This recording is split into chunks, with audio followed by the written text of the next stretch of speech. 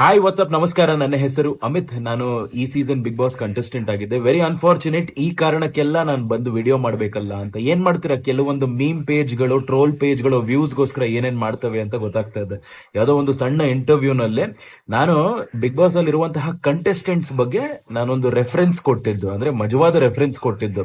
ಆ ಕಾಂಟೆಕ್ಸ್ಟ್ ನ ತಗೊಂಡು ಅದನ್ನ ಮಾತ್ರ ಎಡಿಟ್ ಮಾಡ್ಬಿಟ್ಟು ಸುದೀಪ್ ಸರ್ ಬಗ್ಗೆ ಬೈತಿದ್ದಾನೆ ಅಂತ ಇವ್ರುಗಳು ಎಲ್ಲಾ ಕಡೆ ಪ್ರಚಾರ ಹಬ್ಬಿಸ್ತಾ ಇದಾರೆ. And there is a lot of negativity and abusive ಇದೆಲ್ಲ ಬರ್ತಾ ಇದೆ.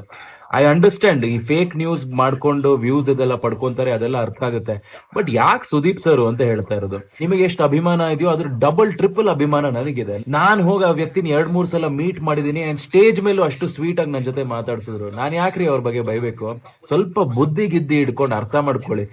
ಏನು ಜನರು ಮೈಂಡ್ ಸೆಟ್ ಹಂಗೆ. ಯಾವನೊಬ್ಬ ಮೀಮ್ ಪೇಜ್ ಅಲ್ಲಿ ಇವ್ನು ಹಿಂಗ್ ಮಾಡ್ದ, ಅವ್ನು ಹಂಗ್ ಮಾಡ್ದ ಅಂತ ನೋಡಿದ್ದೆ, ಇಮಿಡಿಯೇಟ್ ಆಗಿ ನಂಬಿಡೋದು. ಸ್ವಲ್ಪ ಬುದ್ಧಿ ಉಪಯೋಗಿಸ್ಕೊಳ್ಳಿ, ಹೆಂಗ್ ಯೂಸ್ ಮಾಡೋದು ಅಂತ ಅರ್ಥ ಮಾಡ್ಕೊಳ್ಳಿ. ಯಾವ್ದೋ ಇಂಟರ್ವ್ಯೂ ನಲ್ಲಿ ನನ್ ಮಗ ವ್ಯೂಸ್ ಗೋಸ್ಕರ ಮಾಡಿದಾನೆ, ಅದನ್ನ ನೀವುಗಳು ನೋಡ್ಕೊಂಡು ನಂಬ್ತಿದಿರಲ್ವಾ? It's very sad.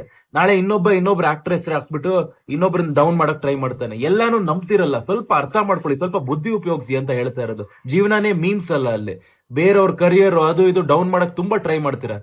Have some sense man. I think ಆ ಚಾನೆಲ್ ಅವ್ರಾಗಿರ್ಬೋದು, ಸುದೀಪ್ ಸರ್ ಆಗಿರ್ಬೋದು, ನಾನು ಯಾರು ಅಂತ ಗೊತ್ತು ಅವ್ರಿಗೆ.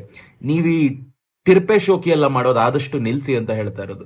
It's absolutely disgusting. ಇಂಥ ವಿಚಾರದ ಬಗ್ಗೆ ಆಚೆ ಬಂದು ನಾನು ಮಾತಾಡಬೇಕು ಅಂತ ಬರೀ ಮಜವಾದ ಕಾಂಟೆಂಟ್ ಆಗ್ತಾ ಇದ್ದೆ. ಬಟ್ ಏನ್ ಮಾಡ್ತೀರಾ, ಇಂಥ ವೇಸ್ಟ್ ಆಫ್ ನನ್ನ ಮಕ್ಳಿದಾರಲ್ಲ ಎಲ್ಲ ಕಡೆ, ಅದೇ ಬೇಜಾರು.